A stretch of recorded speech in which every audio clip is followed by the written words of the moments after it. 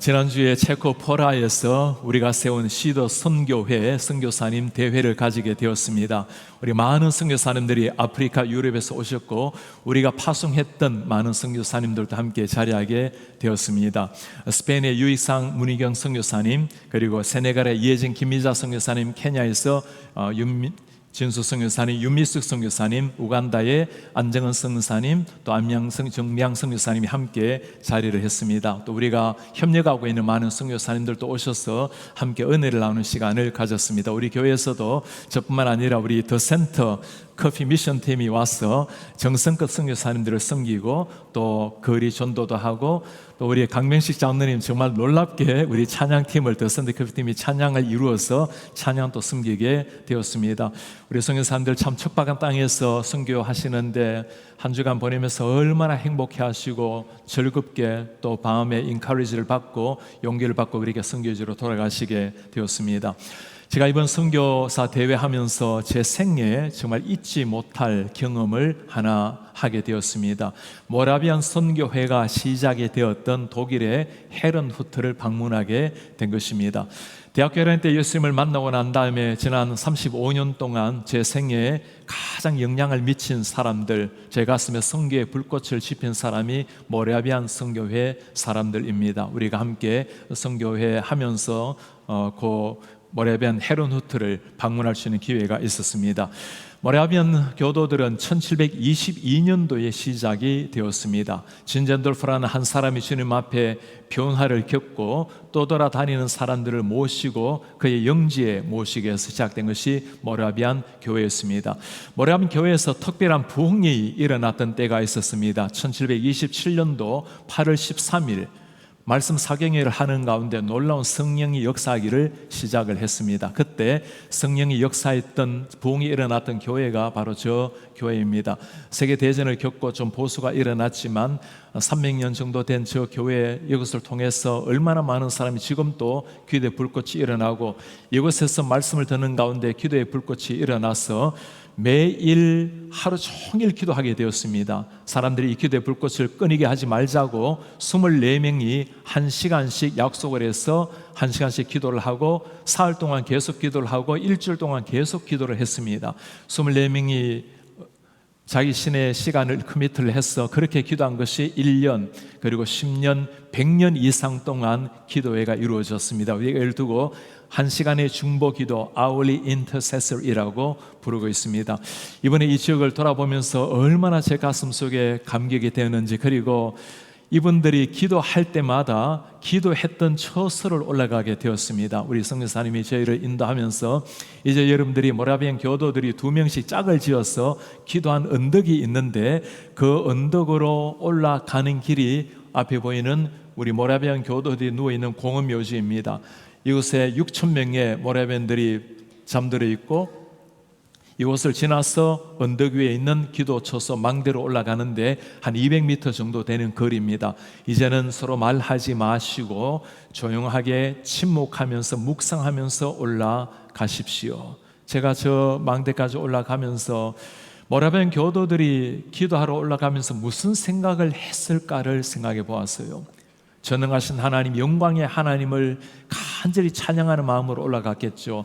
나 같은 죄인을 구원해 주신 하나님의 그 은혜를 가슴에 깊이 새기며 주님의 자비를 생각하면서 올라갔겠죠. 그리고 나를 위해서 십자가 지신 주님 앞에 내 삶을 어떻게 드릴 것인가, 그 주님 앞에 자신의 삶을 결단하면서 올라가게 되었겠죠. 한 시대 온 세상을 그리스도의 핏빛으로 물들였던 그 모라비안 선교의 사람들, 그들의 눈물과 땀이 보였습니다. 저 기도의 망대로 올라가면서 계단을 타고 올라가는데 한 계단 한 계단 올라가면서 그들의 삶을 생각해 보니까 정말 얼굴 위로 뺨 위로 눈물이 흘러내렸습니다. 모라비안 선교회, 저 한 선교회로 말미암아 세계 곳곳에 들어가지 않을 곳이 없을 정도로 하나님의 복음이 선포되었고, 때로는 많은 사람이 배를 타다가 죽고 추위에 죽고 굶어서도 죽고 죽음을 각오하고 전한 것이 십자가의 복음이었습니다. 주님, 제 가슴에 이 모라비안의 그 세계 선교를 향한 열정, 복음을 향한 그 가슴을 다시 한번 심어달라고 그렇게 간절히 기도하게 되었습니다. 오늘 시편의 말씀, 정료주일에 우리가 듣는 시편의 말씀은 다윗이 하나님의 이 법궤를 들고 예루살렘으로 올라갈 때 불렀던 찬양의 시입니다. 유대인들은 알려지기로 매주 첫날에 시편 24편을 부르면서 하나님 앞에 나아갔다고 알려져 있습니다. 그 옛날에선 다윗의 시편이지만 마치 예수님께서 지금 예루살렘에 입성하는 것을 눈으로 생생하게 보는 것처럼 너무나 감격스럽게 생생한 모습으로 예수님의 모습을 그리고 있는 겁니다. 예수님께서 예루살렘에 입성했던 그 첫날의 모습, 예수님은 어떤 모습이었을까? 오늘 말씀을 통해서 세 가지 예수님의 모습을 살펴보려고 합니다. 첫 번째 모습입니다. 예수 그리스도는 창조주 하나님 자신이라는 사실, 창조주가 되신 우리 주 예수 그리스도. 다윗의 메시아에 대한 첫 번째 고백을 한번 들어보시겠습니까? 땅과 거기에 충만한 것과 세계와 그 가운데 사는 자들은 다 여호와의 것이로다. 세상에 존재하는 모든 것, 모든 사람들이 다 여호와의 것이로다. 여호와께서 그 터를 바다 위에 세우심이여 강들 위에 건설하셨도다. 우리 하나님께서 천지 창조를 이렇게 하셨노라고 말씀을 하고 있습니다. 다윗의 첫 고백은 창조주 하나님 그리고 나의 주인이 되신 예수 그리스도십니다. 다윗의 이 말씀을 한다는 것은 참 놀랍습니다. 다윗이 누구입니까? 전제 군주 국가의 왕입니다. 모든 것을 다 누릴 수 있었던 왕님, 짐이 곧 국가다라고 할 정도로 왕권이 절대적이었던 이 시기에 다윗은 자신이 주인이 아니라 주인이 진짜 주인이 누구인지를 안 것입니다. 하나님이 창조주이듯이 예수 그리스도가 나의 주인이라는 것을 진실로 안 겁니다. 종려주일에 예수님이 천지 만물의 주인이라는 것을 잘 보여주는 사건이 하나 있죠. 예수님께서 예루살렘으로 들어가시기 전에 가서 나귀 하나 데리고 오라고 합니다. 제자들이 당연히 묻죠. 주인이 누가 쓰냐고 물으면 뭐라고 말합니까? 진짜 주인이 쓴다고 말하라. 진짜 주인, 그 주인은 기꺼이 나귀와 나귀 새끼를 풀어 주었습니다. 이름을 모를 한 주인이지만 그러나 그가 진짜 하나님, 진짜 주인이 말씀하셨을 때 즉각적으로 순종하고 그의 것을 다 내어드린 것을 본문이 말을 해주고 있습니다. 진젠돌프가 하나님 앞에 그렇게 인생을 바치게 된 데는 한 계기가 있었습니다. 우리 예수님이 진정 창조주요 자신의 구원자 주인이라는 것을 발견하게 된 순간이 있었어요. 그가 19살 때 유럽을 순회하다가 뒤셀도르프의 한 회당에서 예수님이 십자가에 피 흘리는 모습을 보게 되었습니다. 그 그림 밑에 있었던 글귀였어요. Hoc faci prote quid facis pro me. This I have done for you. What have you done for me? 너를 위해서 이렇게 했건만 너는 나를 위해서 무엇을 했는가? 예수님의 저 십자가에 잠잠하게 못 박히면서 아파하시는 저 모습, 그러나 책망하는 모습이 아니라 조용하게 속삭이듯이 그를 향해서 말씀해 주시는 저 주님, 저 주님을 만나고 난 다음에 진젠돌프가 하나님 앞에 결단을 한 겁니다. 그때 결단을 일기장에 이렇게 남겼어요. 오랫동안 주님을 사랑했지만 주님을 위해서 내가 한 일이 무엇인가? 이제부터는 하나님이 이끄시는 대로 내 삶을 드리기를 원한다. 그날 이후로 하나님 앞에 자신의 삶을 드리기로 결단했던 사람, 하나님께서는 이때 때에 맞추어서 사람들을 만나게 했습니다. 체코에서 이안 후스의 사상을 따랐던 사람들이 체코를 쫓겨나게 되었습니다. 이안 후스는 독일의 마르틴 루터가 세상에 오기 전 100년 전의 사람입니다. 프라하 대학교의 교수요 총장을 지냈던 사람입니다. 37살의 총장이 되었을 때 그의 가르침은 아주 심플했습니다. 예수 그리스도만이 유일한 주님이고 우리가 읽고 있는 성경만이 진리의 말씀이라는 겁니다. 우리는 당연히 아멘이라고 할 말씀이지만 당시 때는 이것이 가톨릭 시대 혁명과도 같은 가르침이었어요. 당연히 잡혀가서 그의 사상을 철회하지 않았기에 그는 화형으로 불에 타 죽었습니다. 44살의 젊은 나이였습니다. 이번에 우리 선교팀이 다 같이 체코 프라하의 그 후스 광장에 후스가 서 있는 모습을 함께 보기도 했습니다. 하나님 앞에서 서 있었던 한 사람, 그 후서의 사상을 함께 따랐던 많은 사람들, 그들은 체코에서 죽임을 당했고 그리고 쫓겨나게 되었어요. 쫓겨나서 이 사람들이 살았던 곳이 그 옆에 있는 보헤미안이라는 땅이었습니다.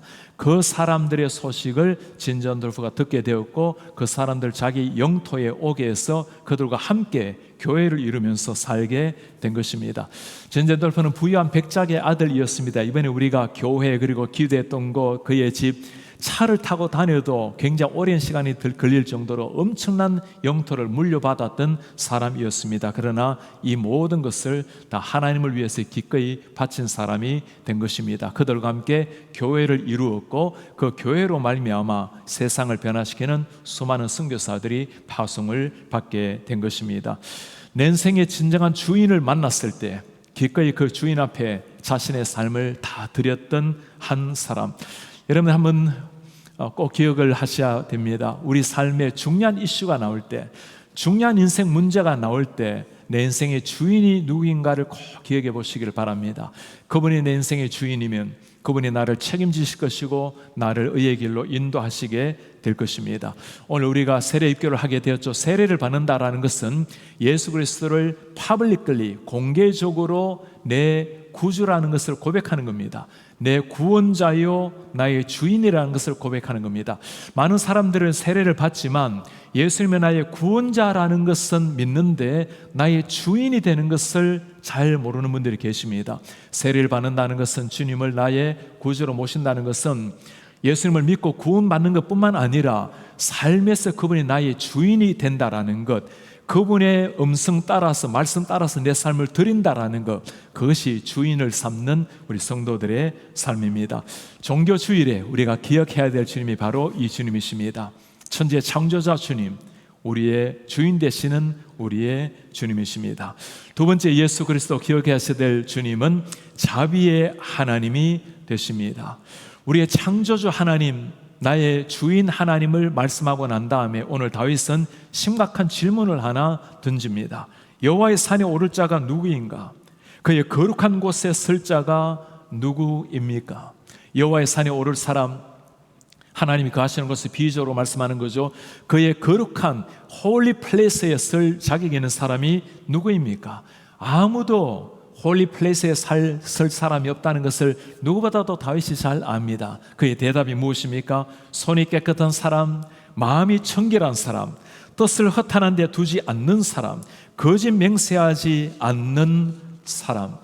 이 말씀을 가만히 읽어보면 손이 깨끗하여 마음이 청결하여, 우리가 아니라는 걸 압니다. 만물보다 부패된 것이 인간의 심성이라고 하지 않습니까?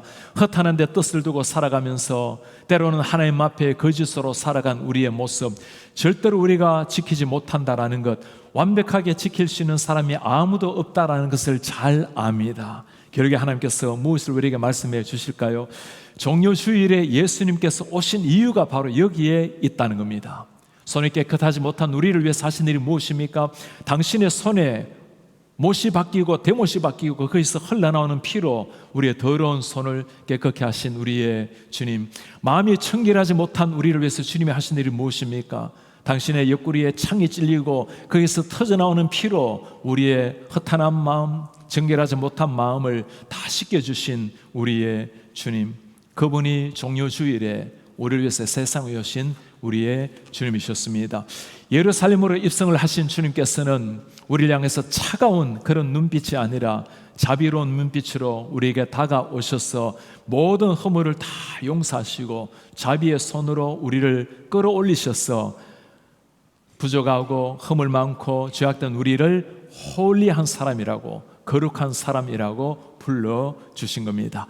이런 복을 누리는 사람, 다윗은 이런 사람의 복을 이렇게 노래를 합니다. 그는 여호와께 복을 받고, blessing from the Lord, 주님이 주시는 그 blessing을 받고 구원의 하나님께 의를 얻으니, righteousness from the God of his salvation, 하나님께서 우리를 바라보시고 의롭다고 칭하시고 우리에게 구원의 은혜를 주셨다는 거예요.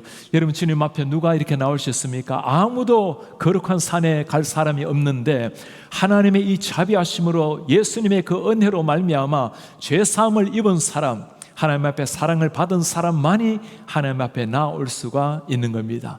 그것이 예배예요. 우리가 지금 이 자리에 다 예배자로 앉아 있는데 그냥 나올 수 있는 것이 아닙니다. 이것이 그냥 주어진 은혜가 아니라는 거예요. 자연스러운 것이 아니라는 겁니다.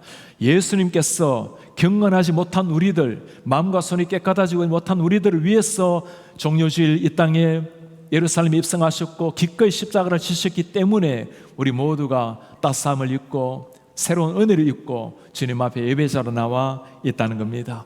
내일부터 우리가 새벽을 깨워서 5시 30분에 예배하러 나오시게 될 텐데 우리 성도님들 예배해 주러 오는 것이 아닙니다. 우리 하나님은 홀로 계셔도 영광을 다 받으실 분이세요. 한 명이 나온다 해도 하나님이 기뻐하실 분입니다. 그러나 주님 앞에 나아갈 수 있는 것이 은혜예요. 누가 거룩한 산에 설 수 있습니까? 아무도 설 수 없는 사람들이에요. 그러나 하나님의 은혜로 깨끗하다고 인정을 받은 사람, 예수님의 피로 말미암아 구원을 받은 사람, 그들만이 하나님 앞에 나아갈 수 있는 사람입니다. 새벽을 깨우는 것이 특권이고 우리가 평생 이렇게 살아갈 수 없습니다. 그러나 고난 한 주간 24시간 주님 앞에 나와서 깊이 기도하고 말씀으로 묵상하고 함께 찬양하고 주님 앞에 한번 서보시길 바랍니다. 우리 한국교회가 어떤 교회입니까? 철학 기도가 우리 정신인, 유산이 있는 한국교회 아닙니까? 언젠가 우리 자녀들이 에즈베리 붕이 막 일어나고 이런 시절 때 어머니 아버지 그때 무엇을 했습니까? 우리가 해야 될 말이 이거 아니겠어요? 그날 내가 새벽을 깨워서 너를 위해서 기도했고 24시간 너를 위해서 기도를 했단다. 24시간 다 나오기 어려우시겠지만 나오실 수 있는 시간에 꼭 나오셔서 우리 자녀들, 우리 사랑하는 교우들, 또 이 민족을 위해서, 미국 교회를 위해서, 세계 열방을 위해서 기도하시는 시간이 꼭 되시기를 부탁을 드립니다. 모라비안 선교회, 우리는 모라비안 선교회라고 부르지만 그냥 모라비안 교회였어요. 이 사람들이 어떻게 세계 선교를 위해서 그렇게 전심으로 나아갈 수가 있었을까요? 하나님의 은혜를 받았을 때 1727년도 8월 13일 말씀을 승리하는 가운데 거룩한 성령이 임했습니다. 성령이 임했을 때 기도가 끊이지 않게 되었어요. 그때부터 시작된 것이 세계 선교에 대한 관심이었습니다. 1732년도 8월에 처음으로 선교사를 파송을 하게 되었습니다. 노예들이 살고 있는 곳이었기 때문에 건장한 사람, 일반 사람 평민이 갈 수 없었기 때문에 당신들의 노예 신분이 되어서 찾아간 곳이 세인트 타모스의 섬이었습니다. 그로부터 수많은 사람들이 선교지로 알라스카로 그린란드로 아프리카로 선교지로 들어간 사람들, 들어가다가 많은 사람들은 반 가까이가 죽음을 당했고 때로는 굶어서 때로는 추위에 죽었던 사람들, 그러나 복음을 위해서 기꺼이 그들의 삶을 던졌던 사람들, 모라비안 선교회가 이렇게 선교를 시작한 지 28년 후에 1760년에 진젠 돌프는 세상을 떠났습니다. 그때까지 한 교회에서 파송된 선교사가 260명이었습니다. 1930년이 되었어요. 모라비안 선교회가 선교사를 파송하기 시작한 지 200년이 되었습니다. 한 교회에서 파송된 선교사가 3,000명이 넘었습니다. 한 교회에서 일어난 일이었습니다. 하나님의 자비가 가슴 속에 새겨졌을 때 그 자비에 대한 반응으로 기꺼이 그들의 삶을 다 드렸던 사람들, 누가 감히 하나님의 산에 올라갈 수 있는 사람일까요? 누가 주님이 계시는 천국에 들어갈 수 있는 사람입니까? 아무도 자격이 없지만 우리 하나님께서 우리를 거룩하다고 그 자비의 손길로 이끌어 주신 분들, 그 자비의 손길을 붙들고 모라비안 선교사들은 이름도 모를 선교지로 떠났습니다. 지금도 수많은 사람들은 이 십자가의 복음을 들고 체코로 또 아프리카로 유럽으로 들어가서 복음의 전사가 되었어요. 이제 주님 앞에 우리가 그 자비하신 하나님 앞에 반응을 해야 할 때입니다. 종료주일은 우리 주 예수 그리스도 세 번째 주님의 모습입니다. 예수 그리스도는 영광의 하나님이 되십니다. God of glory, 영광의 우리 하나님 예수 그리스도. 오늘 예수 그리스도는 창조주요 또한 우리의 주인이시요 자비의 하나님뿐만 아니라 영광의 주님이 되십니다. 오늘 그 영광의 주님께서 예루살렘에 입성하시는 종료 주일이에요. 이 영광스러운 주님이 오시는 걸 바라보고 다윗이 소리를 치는 겁니다. 문들아 머리를 들라, 문들아 문을 들라, 영광의 왕이 들어가신다. 당시 때 다윗이 왕으로서 성문을 들어가게 되면 당연히 성문이 밑으로부터 위로 올라갔을 겁니다. 그것을 연상하면서 내가 아니라 진짜 왕이 들어가십니다. 문을 열라. 이 하나님 어떤 하나님이시죠? 다윗이 반복해서 이 하나님을 고백하는 말씀이 있습니다. 7절에 영광의 왕 들어가십니다. 8절 영광의 왕이 누구냐? 9절 영광의 왕 들어가십니다. 10절에 영광의 왕. 왜 이렇게 영광의 왕을 가르고 글로리를 계속해서 반복을 하고 있을까요? 영광이란 말은 히브리어로 카도시라는 단어를 사용합니다. 원래 카도시란 말은 무겁다란 말이에요. C.S. 루이스가 쓴 책이 제목이 있죠. 영광의 무게. 그 무거운 영광. 그러나 실제 이 단어가, 이 카보드라는 단어가 사용될 때 이 무겁다라는 단어로 사용되는 경우는 굉장히 드뭅니다. 주로 존경하다, 영광을 올려드리다, 우리의 모든 것을 다 드려서 명예롭게 하다, 그런 의미입니다. 하나님을 향한 최고의 찬사, 우리의 모든 존경, 우리의 영예를 하나님께 올려드리는 그 이름이 영광의 하나님이십니다. 영광의 하나님이 들어오신다. 여러분, 이 하나님이 어디로 들어오시는 겁니까? 지금 다윗이 말씀하고 있는 것은 이 법궤가 예루살렘 성으로 들어오는 것을 두고 하는 말입니다. 법궤가 블레셋 백성들에게 빼앗겨서 이제 다시금 가지고 왔어요. 기란 예아림에 오랫동안 방치되어 있다가 다윗이 한번 이 법궤를 가지고 예루살렘으로 가져오려고 했습니다. 그러나 말씀대로 하지 않았어요. 레위인들이 어깨 메고 온 것이 아니라 수레 들고 오다가 우사가 죽임을 당했죠. 이제는 3개월 후에 다윗이 정신을 차리고 하나님의 말씀처럼 이 법궤를 정중하게 모십니다. 그리고는 레위인들이 어깨 메고 예루살렘으로 들어오는 순간 다윗은 환호하면서 그 법궤를 기뻐합니다. 마치 하나님이 예루살렘으로 들어오시는 것처럼, 하나님이 당신의 백성으로 들어오는 것처럼 문들아 머리를 들라, 문을 들라, 영광의 왕이 들어오신다. 그의 날 법궤가 들어오는 것을 보고 그렇게 소리쳤던 다윗, 이제는 그 예수 그리스도 말씀의 법궤가 아니라 예수께서 친히 예루살렘으로 들어올 때 많은 사람들이 그렇게 소리쳤습니다. 호산나 호산나, 다윗의 아들 예수 그리스도요. 2000년 전에 예수 그리스도를 맞이했던 사람들, 오늘 다윗이 우리에게 똑같이 외치지 않겠습니까? 사랑하는 성도님들, 여러분들의 마음을 여십시오. 영광의 왕이 지금 들어가십니다. 우리가 평소 때도 이 주님을 맞이해야 되겠지만 종려 주일 예루살렘에 입성하시는 그 예수님, 우리 속에 들어오시기를 원할 때 문을 열라, 머리를 들라. 우리가 주님 앞에 열지 못해서 주님을 만나지 못하는 분이 계시지 않습니까? 주님을 나의 온전한 주님으로 다 받아들이기에 나로 하여금 방해가 되는 것이 혹시 무엇이 있습니까? 이 영광의 왕이 들어오시지만 그러나 반응이 다 똑같지는 않아요. 그 주님이 오시는 걸 두고 너무나 감격스럽게 하나님을 맞이하는 사람이 있는가 하면 그 영광의 왕이 내 속에 오시는데도 그냥 그렇게 관심 없이 살아가는 분들도 계십니다. 오늘 다윗이 우리를 향해서 소리 터지게 외칩니다. 문들아 머리를 들라, 영광의 왕이 들어가신다. 어떤 자세로 여러분들은 이 주님을 만나기를 원하십니까? 영광의 왕이 우리 마음속에 들어오기를 원하시는데 여러분들은 어떤 자세로 이 주님을 받아들이기를 원하십니까? 우리가 새벽에 주님 앞에 나오게 될 때 우리 자녀들이 물을 겁니다. 엄마 아빠 왜 이렇게 새벽에 일찍 나가세요? 내가 영광의 왕을 만나러 이 한 주간 나가기로 했단다. 그 감격스러운 얼굴을 가지고 주님 앞에 나오게 될 때 그 자체가 우리 자녀들을 향해서 가르치는 최고의 신앙 교육이 될 것입니다. 영광의 왕이 누구십니까? 오늘 다윗은 8절에 영광의 왕을 이렇게 설명을 합니다. 강하고 능한 여호와시요, 전쟁에 능한 여호와시다. 전쟁에 능한 여호와. 여러분, 다윗보다 전쟁을 잘 아는 사람이 있습니까? 그러나 내가 아니라 진짜 백전백승의 용사는 우리 하나님이십니다. 강하고 능한 이 단어, 이 히브리어 단어 아주 중요합니다. 이츠베 기보르라는 단어를 사용하는데 모든 성경에서 강하고 능한이라는 표현이 유일하게 나오는 곳이 여기입니다. 그게 무슨 말일까요? 강하다, 능하다란 말은 전쟁에 사용되는 용어입니다. 늘 전쟁했던 당시 때 다윗이 사용한 말이기도 하지만 우리 그리스도인의 삶 자체가 전투하는 삶 아닙니까? 오늘날 또 점점 하나님을 떠나가는 시대를 향해서 전쟁하고 있는 사람들, 점점 포스트 모던 시대로 흘러가고 있는 시절에 예수 그리스도만이 유일한 주님이라고 싸우고 있는 우리 그리스도인들, 우리는 세상의 권세 잡고 있는 사탄과 끊임없이 싸워서 하나님의 복음, 진리의 복음을 드러내야 될 사명이 우리에게 있는 사람들입니다. 여러분 기억하시기 바랍니다.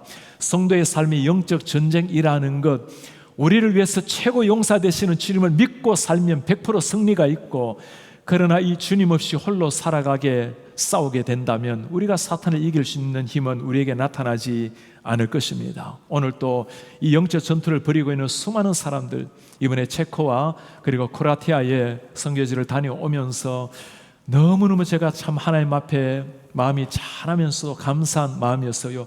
체코 나라는 어떤 나라입니까? 한 시절에 이 공산주의가 지배했던 나라 아닙니까? 그 나라에 70% 이상 사람들이 무신론자입니다. 이슬람교도 가톨릭도 믿지 않은 무신론자들, 인간에게 모든 영혼을 다 없애버리고 물질로 되었다고 그 지배를 받다 보니까 영혼이 사라져버린 나라, 기독교가 1%도 되지 않은 그 체코의 우리 한국 선교사님들 정말 생명을 바치는 마음으로 그렇게 선교하는 것을 보았습니다. 크로아티아는 우리의 파송 선교사 박찬신 선교사님, 박진희 선교사님이 20년 가까이 거기에서 외롭게 선교를 하고 있습니다. 크로아티아는 90% 이상이 가톨릭입니다. 세계의 가장 강력한 가톨릭 국가가 크로아티아입니다. 모든 삶을 다 지배하는 사람들, 그리고 개신교는 개신교 자체가 이단처럼 여겨지는 특별한 나라예요. 그 나라에 들어가서 복음을 전하는데 여러분, 한 사람 구하기가 구원하기가 얼마나 어렵겠습니까? 이 나라에서 한국 사람도 거의 없고, 믿는 사람을 찾아보기가 어렵고, 예수를 믿고 예수님만이 유일한 주님이라고 개신교를 가르치면 이단처럼 이상하게 바라보는 그런 사람들, 그곳에서 외롭게 복음을 선포하고 있는 사람, 제가 이번에 가서 얼마나 감격스러운 시간을 가지는지 몰라요. 갔을 때 마침 우리 박찬신 선교사님이 이전에 함께 동역했던 그 교회를 방문하게 되었습니다. 그게 밀란 목사님이 담임 목사님인데, 우리 선교사님이 밀란 목사님에게 이전에 제자 훈련을 하셨어요.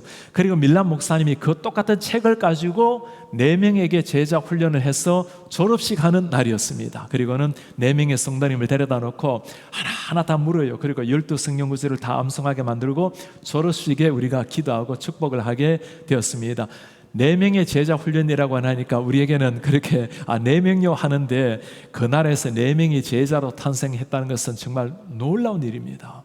그 교인들이 한 60명쯤 되는데, 체코의 우리 크로아티아에서 가장 큰 교회 중에 하나입니다. 크로아티아의 모든 성도님을 다 모아도 선교사님이 우리 교인만큼 숫자가 안 될 것이라고 그렇게 말씀하는 곳이에요.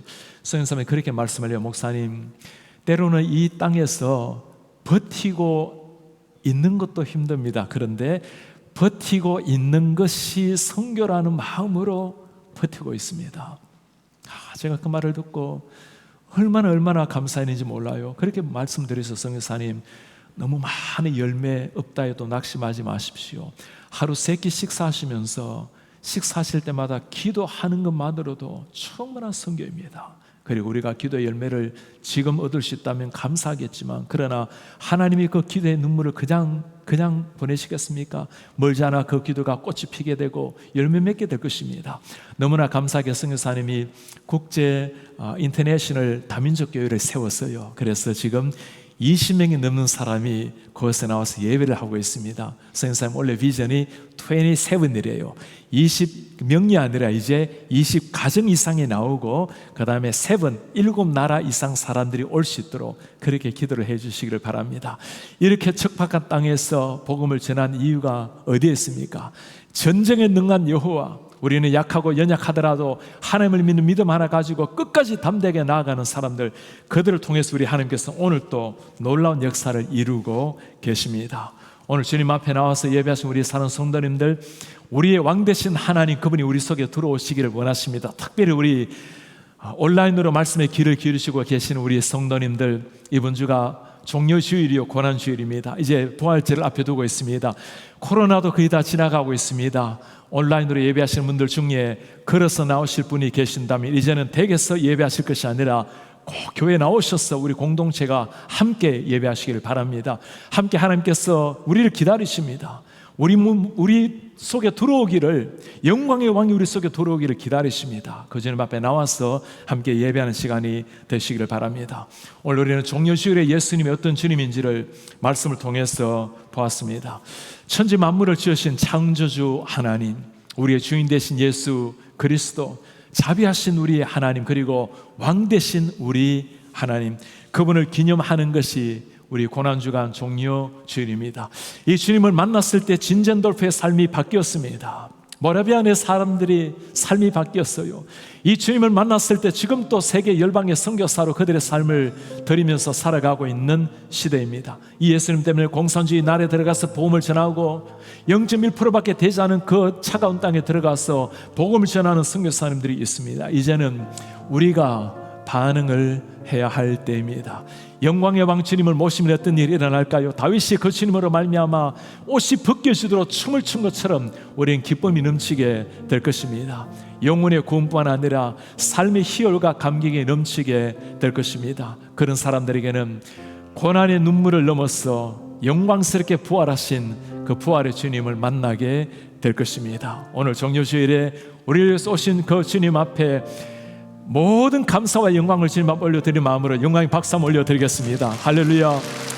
다 같이 일어나셔서 오늘 말씀을 기억하시면서 우리 오늘 말씀을 가지고 하신 찬양합시다. 문들아 머리 들어라, 들릴지어다 영원한 문들아, 영광의 왕이 들어가시도록 영광의 왕이 들어가신다.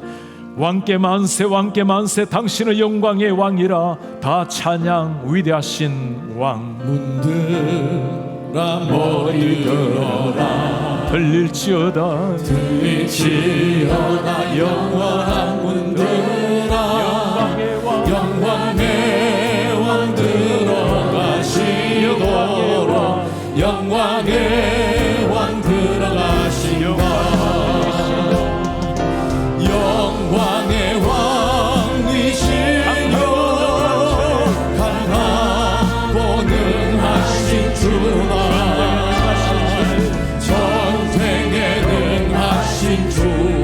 주시라, 다 찬양 위대하신 왕께 만세, 왕께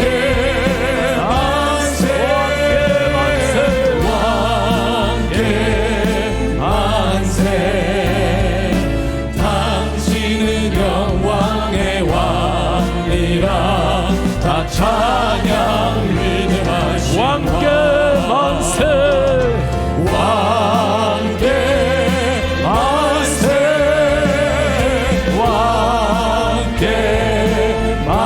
당신의 영광의 왕, 당신은 영광의 왕이라, 다 찬양 위대하신 왕.